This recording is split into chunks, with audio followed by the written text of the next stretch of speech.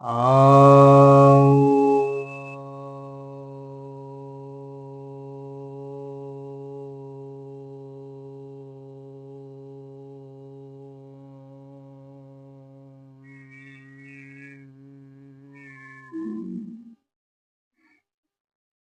सभी भक्तजनों को सप्रेम नमन। भक्तों, एक जिज्ञासा है कि अमेरिका भारत की तनातनी का वास्तविक कारण क्या है और निवारण क्या है।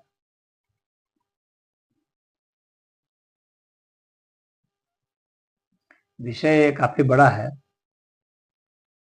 वीडियो लंबा हो जाएगा, फिर भी संक्षेप में मैं कुछ बताने का प्रयास कर रहा हूं। यह तो सामान्य रूप से समझिए, तानातानी क्यों होती है कहीं पर भी।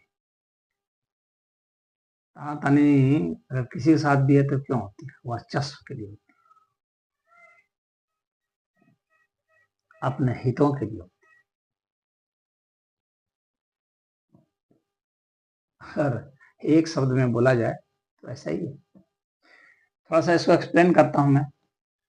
देखिए, अमेरिका में बहुत ज़्यादा चीज़ों का मैन्युफैक्चरिंग नहीं होती है, वेपन वगैरह हैं, सब कुछ चीज़ें हैं और कंप्यूटर टेक्नोलॉजी है, चाहे नासा वगैरह हैं, कुछ रिसर्च फील्ड है जहाँ होता है। लेकिन बहुत सारे जो सामान्य प्रोडक्ट हैं जो उत्पादन के योग्य हैं, मैन्युफैक्चरिंग का काम ज़्यादा नहीं होता है, उन लोगों ने दूसरे देशों में दिया हुआ है। वहाँ की कंपनियां जो हैं वो दूसरे देशों में अपना फैक्ट्री बैठाई है, चाइना में, इंडिया में, कोरिया में, वियतनाम में, कई कई जगह, यूरोप में और अन्य इधर अफ्रीका वगैरह के देशों में, इस तरह से।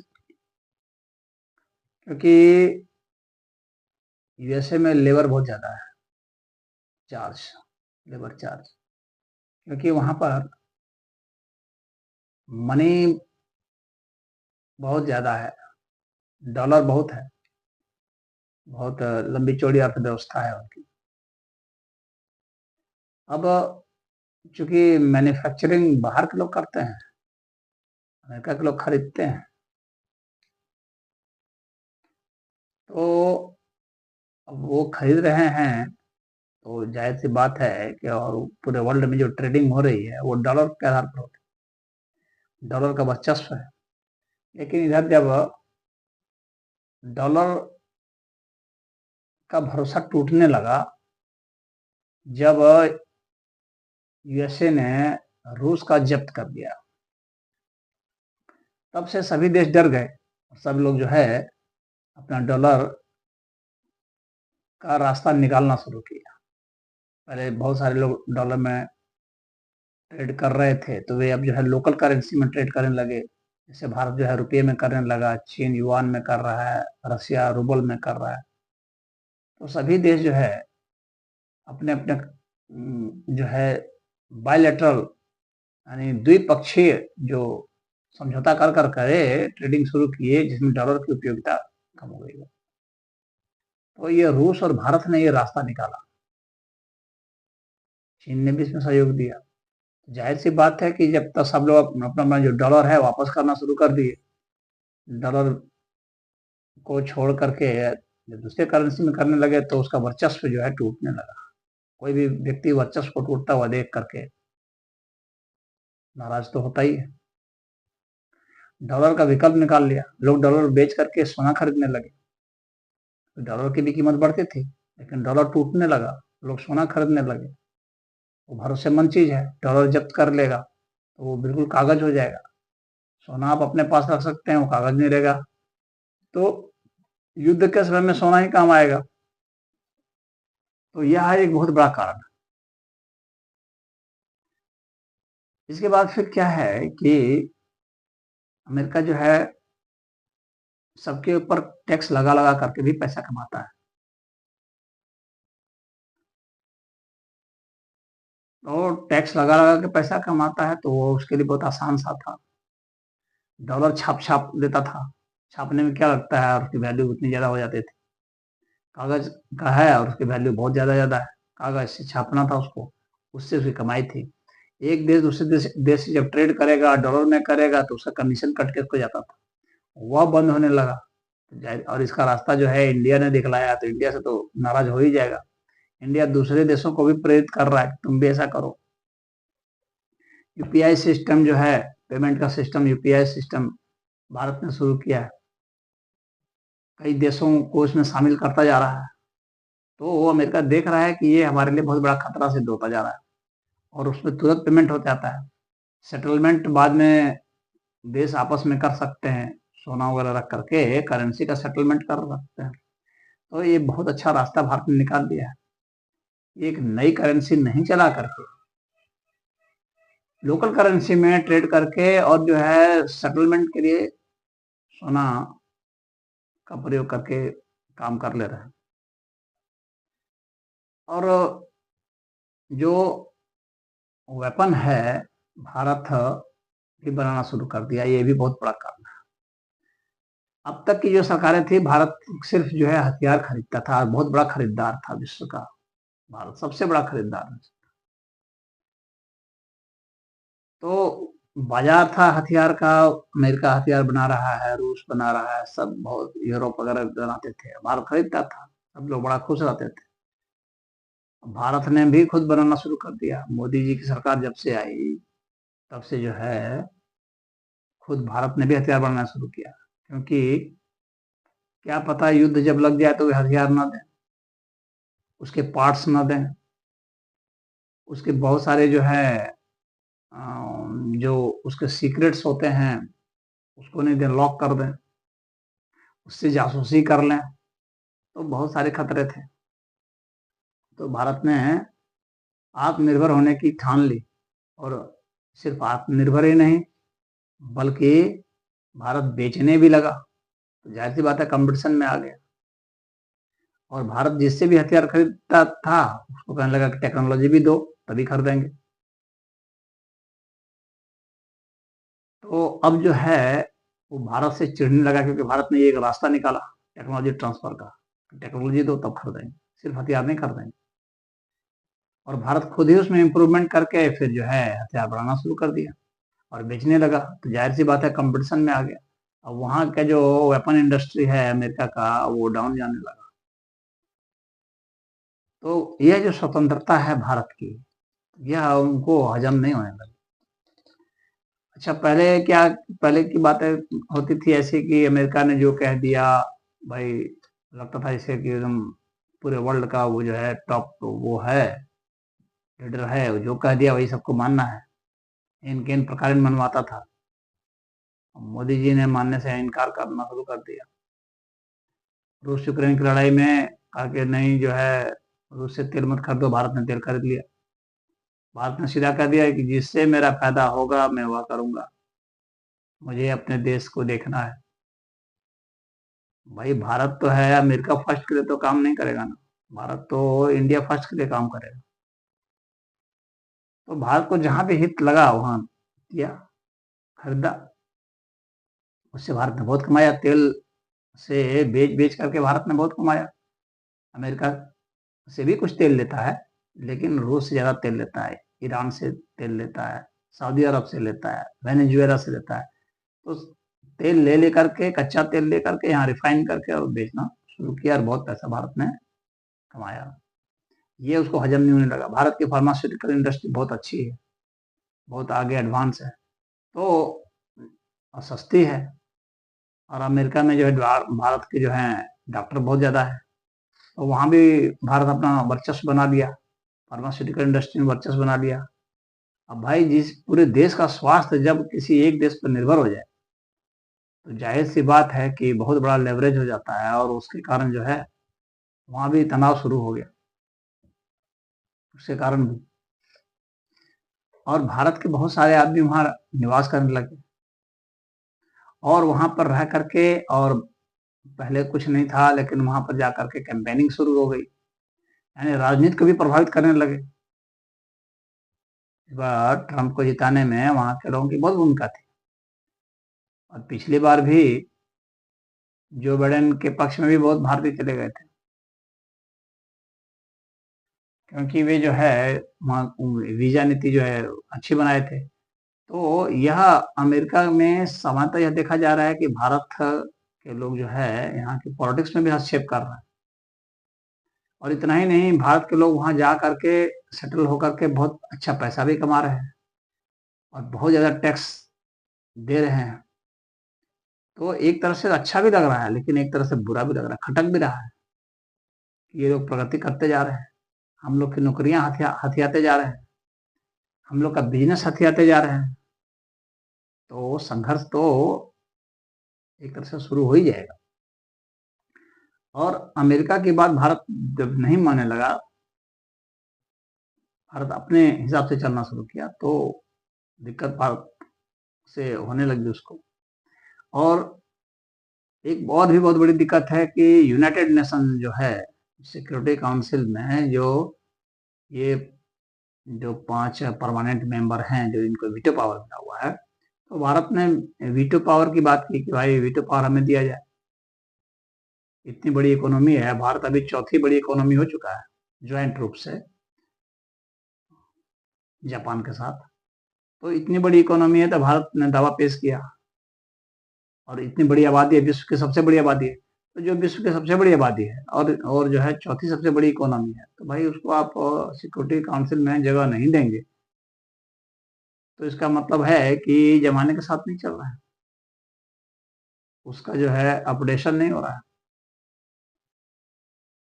और वहां के जो भी प्रस्ताव थे, भारत ने उसको अंडरमाइन करना शुरू किया। भारत जो है संयुक्त राष्ट्र संघ को एक तरह से डिफंक्ट करना शुरू किया, कि जिसको उसको जो है एक तरह से अर्थहीन बना दिया संयुक्त राष्ट्र संघ को।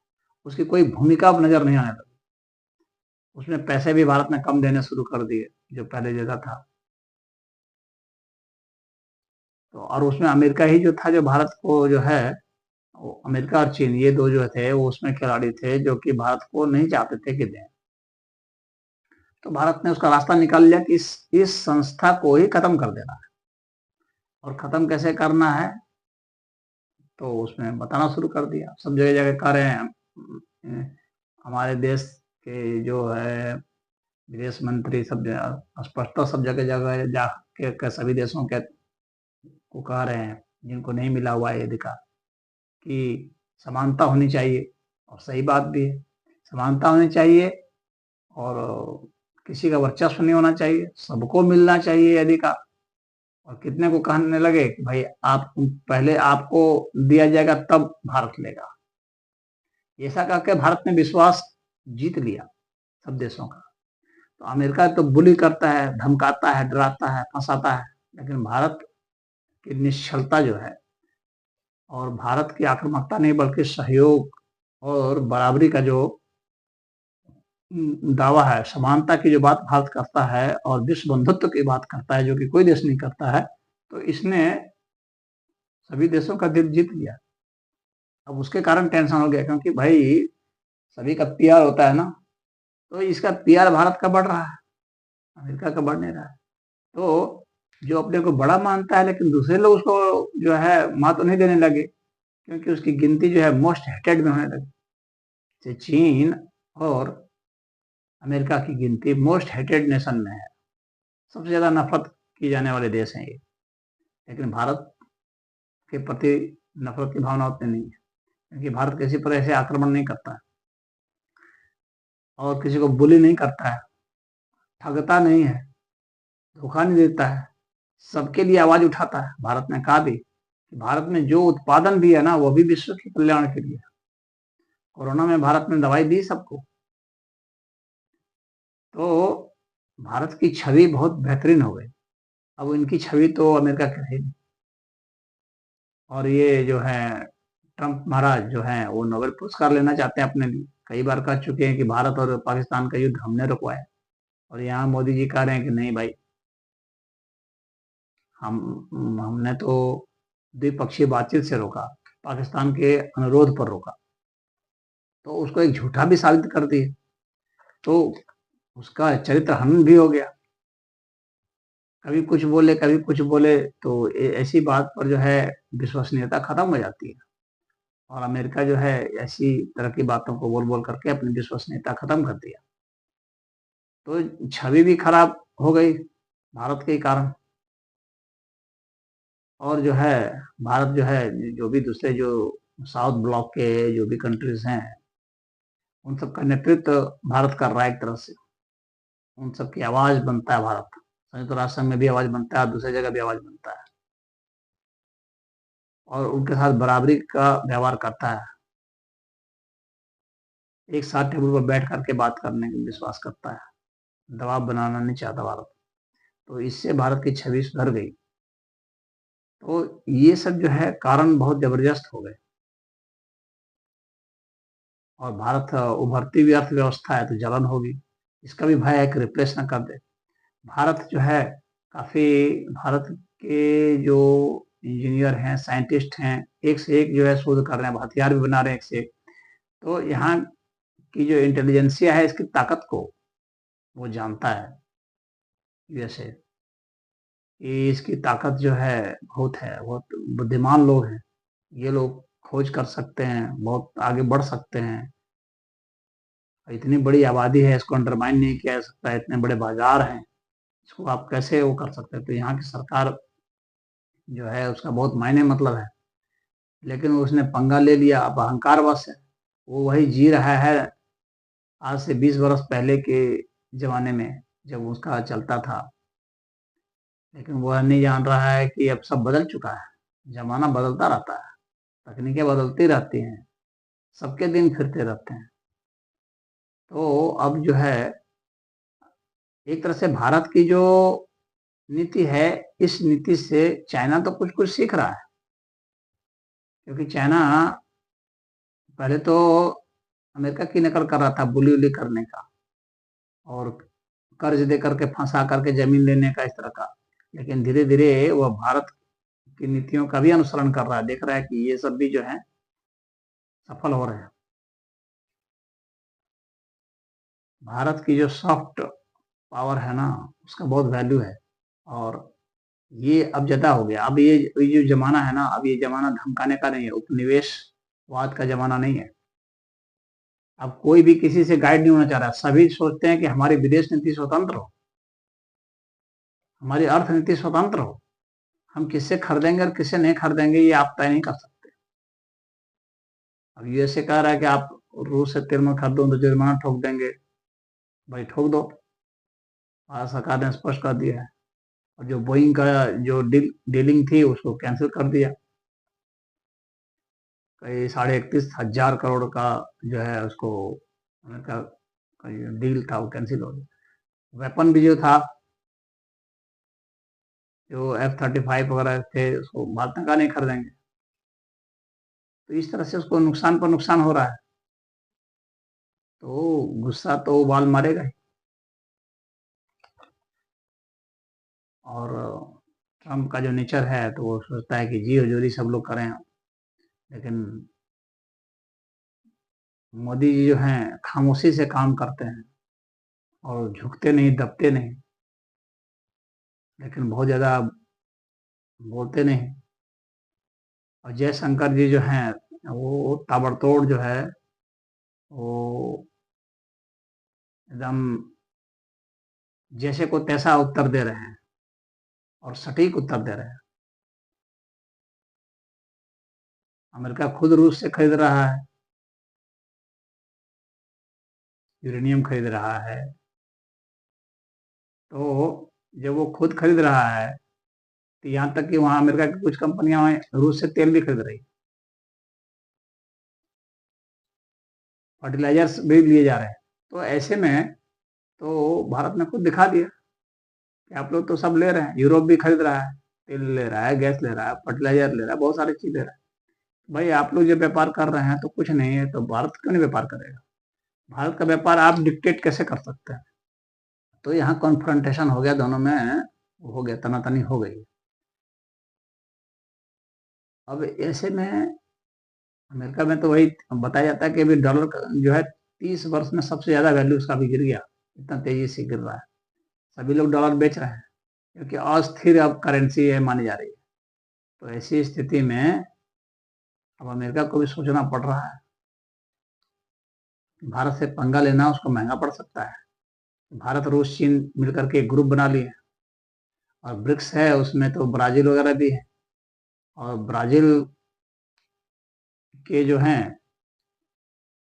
वे भी, और साउथ अफ्रीका जो है वह भी, वो काफी, वे सभी मजबूत देश है। तो ये जो ब्रिक्स जो बनाया गया है, तो उससे भी अमेरिका बहुत चिढ़ रहा है और उसको भय भी है कि कहीं ये सब एक हो करके जो है उसका, और भय उसका लाजमी है कि एक हो करके कहीं पलट ना दे। अगर प्राइस पैरिटी देखी जाए, पीपीपी अगर देखा जाए, परचेजिंग पावर पैरिटी, तो उसमें चाइना जो है वो नंबर 1 पर चला गया है, यूएसए को पछाड़ दिया है। टोटल जो है जीडीपी में भले अभी वो आगे है यूएसए, लेकिन अगर परचेजिंग पावर पैरिटी देखा जाए, क्योंकि अमेरिका में महंगाई भी बहुत है, इन्फ्लेशन भी बहुत है, तो चाइना जो है वो नंबर 1 पे चला गया है, यूएसए सेकंड पे आ गया है, इंडिया थर्ड पर आ गया है। तो जाहिर सी बात है कि खतरा तो होगा ही। फर्स्ट सेकंड थर्ड में ही कंपटीशन होगा, कोई भी जो रेस हो रहा है, तो इस रेस में यूएसए, चाइना और इंडिया यही फर्स्ट सेकंड थर्ड में है और आगे इन्हीं का रेस होगा। इसमें कोई किसी को पछाड़ सकता है। तो यूएसए तो आगे था, क्या पता सेकंड भी हो जाए, थर्ड भी हो जाए।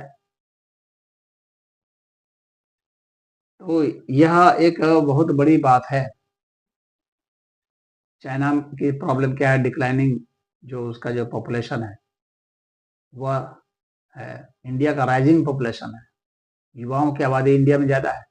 तो इंडिया चाइना को पछाड़ सकता है। यूएसए की आबादी कम है और बहुत वहाँ नशे में धुत लोग बहुत हैं, और चाइना नशे की दवा बेच बेच करके वहाँ के युवाओं को और नशेड़ी बना रहा है और बेकार कर रहा है। तो मिलिटरीली भी अगर देखा जाए तो रूस, इंडिया और चाइना मिल जाते हैं तो अमेरिका के लिए बहुत दिक्कत हो जाएगी। और इंडिया क्वाड से भी बाहर निकल सकता है, जो ऑस्ट्रेलिया और जापान इन सब के साथ मिल करके बनाया हुआ था एक अलायंस, तो उससे भी इंडिया बाहर निकल सकता है। तो ये तमाम तरह की तानातनी है और इंडिया रूस को डाउन नहीं होने देगा। रूस भले अर्थव्यवस्था में कमजोर है, लेकिन उसके ऊपर इतना प्रतिबंध, सैंक्शन लगाया गया है, उसके बाद भी उसका जो है रूबल जो है वो डाउन नहीं हुआ है। उसकी अर्थव्यवस्था का जो, उसका जो जीडीपी ग्रोथ है, वह अभी, ग्रोथ रेट जो है वह अभी यूएसए से ज्यादा ही है। यूएसए से तो वो ज्यादा है। तो ऐसी स्थिति में जाहिर सी बात है, यूएसए का मात्र जो है 1.5% ग्रोथ रेट है, इंडिया का 6.4 है, वो बहुत ज्यादा अंतर है। और अगर रूस का देखा जाए तो उसका भी 4 पॉइंट समथिंग है। तो जाहिर सी बात है कि कोई कमजोर नहीं है यूएसए से। चाइना भी यूएसए से ज्यादा उसका ग्रोथ रेट है, तो उसका भी जो है 3% के आसपास है। तो कैसे होगा? तो जाहिर सी बात है कि यूएसए टेंशन में है, तो उससे तानातानी तो है। अब ये जो लड़ाई है, अब मोदी जी ने बिल्कुल आर पार की लड़ाई एक तरह से कर दी है। कह दिया है कि अब जो है भारत की दवाओं पर जो है वो 250% के आसपास जो है टैरिफ लगा रहा है। बाकी सब सामानों में जो लगा दिया है 25% लगा करके, फिर 25% जुर्माना भी लगा दिया, 50% कर दिया। तो अब कितना भी टैक्स लगाया जाए, मोदी जी झुकने वाले नहीं है। उन्होंने स्पष्ट घोषणा कर दी है कि भारत के जो किसान हैं, भारत के जो मछुआरे हैं और जो पशुपालक हैं, क्योंकि इन्हीं क्षेत्रों को खोलने के लिए यूएसए प्रेशर बना रहा है। कि वहाँ से दूध ला करके यहाँ बेचेगा भारत में, तो भारत में जो पशुपालक है वे अपना दूध कहाँ बेचेंगे? एक प्रश्न उठता है। वहाँ के अनाजों को यहाँ पर बेचेगा, वहाँ बहुत बड़े-बड़े वो हैं, फार्म हाउसेस हैं, वो कंपनियाँ हैं, और यहाँ भारत के छोटे-छोटे किसान हैं, ये कैसे मुकाबला करेंगे? तो अब भारत जो है, ये कृषि जो है ही एक ऐसा क्षेत्र है जो भारत को संभालता है विपत्ति में, और इतने आबादी जो है वो, भले इनका योगदान जो है 30% के आसपास है, लेकिन आबादी तो 70% के आसपास है, जो कि कृषि क्षेत्र पर है निर्भर, और मछुआरे का है। तो मोदी जी ने स्पष्ट कर दिया है कि इनसे समझौता नहीं होगा, इनकी जिंदगी के साथ खिलवाड़ नहीं किया जा सकता है। उसको जो जो टैरिफ लगाना है, चाहे 5000% भी लगा देगा ना, तो भी समझौता नहीं होगा, स्पष्ट कर दिया गया है। क्योंकि इनके हितों को देखना, इसी के लिए प्रधानमंत्री चुने जाते हैं, पार्टी को इसीलिए वोट दिया गया है कि भाई यहाँ के हितों को देखिए। तो जाहिर सी बात है कि इनको हित तो देखना ही पड़ेगा, और अमेरिका के दबाव में नहीं आना पड़ेगा। तो ये कह भी दिया गया। तो ये बहुत दिलचस्प होगा यह देखना कि आगे की क्या स्थिति होती है, क्या रणनीति होती है।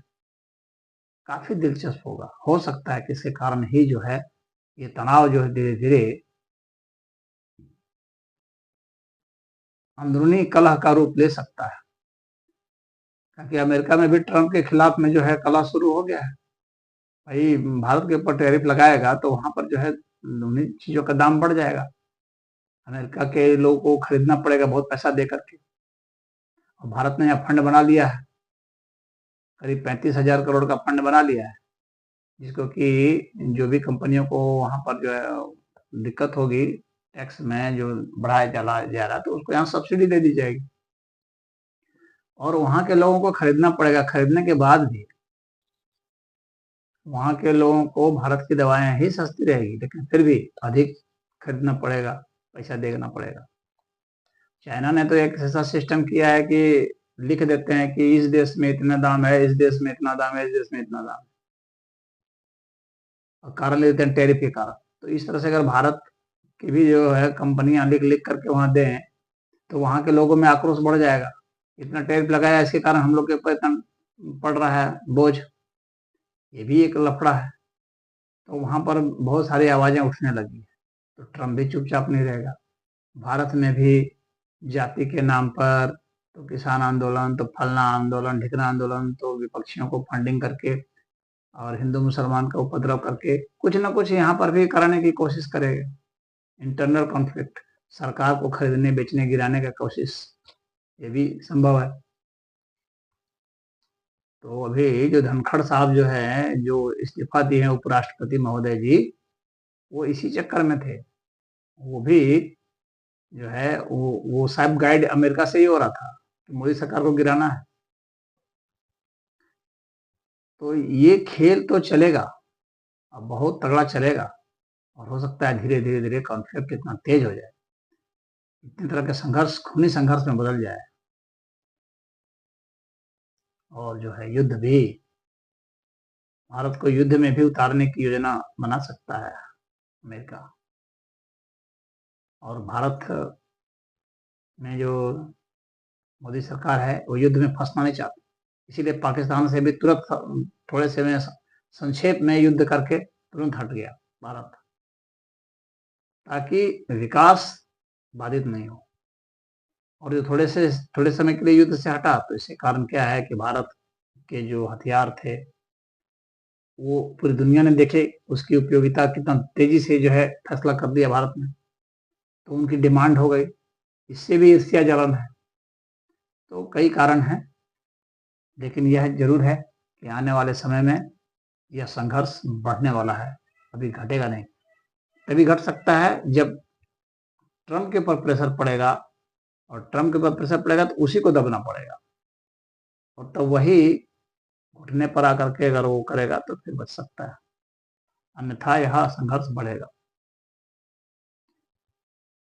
तो इसमें इतना ही है लेकिन ये संघर्ष जो है, चूंकि ये लंबे अर्थ में है, ट्रेड का है, तो ये 1-2 वर्ष की बात नहीं है या 1-2 महीने की बात नहीं है, ये लंबा चलेगा, क्योंकि फर्स्ट, सेकंड, थर्ड के लिए कंपटीशन है।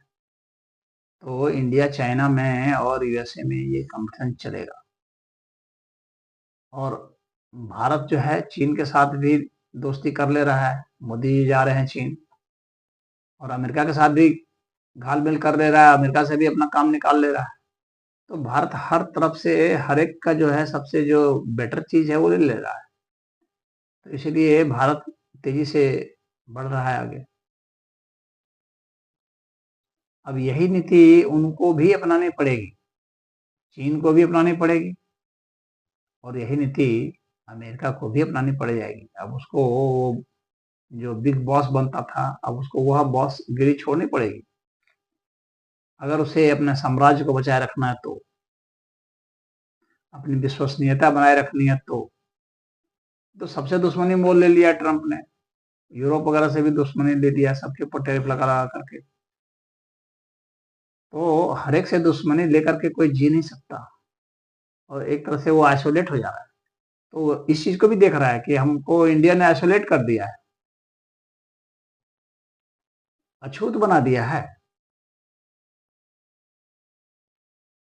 सब लोग घबरा रहे हैं ट्रंप से, और घबरा करके एकजुट हो जा रहे हैं, एक तरफ हो जा रहे हैं, और इसका लीडर जो है इंडिया है। जाहिर सी बात है, तनातनी होगी। तो अब यह जो है, लेकिन इतना जरूर है, ये वर्ल्ड जो है अब अलग पॉलिटिक्स पर चलेगा, बिल्कुल ही अलग पॉलिटिक्स पर चलेगा। और जब आर्टिफिशियल इंटेलिजेंस जब आ जाएगा, अब आ ही गया है, हर जगह हो रहा है, उसका भी बहुत बड़ा रोल होगा पॉलिटिक्स बदलने में। क्योंकि जो प्रोडक्शन है उसके जरिए होगा, तो जाहिर सी बात है छटनी शुरू होगी, तो बेरोजगारी बढ़ेगी। तब वे बेरोजगार जो है कैसे जिएंगे, उसके लिए सोचना पड़ेगा।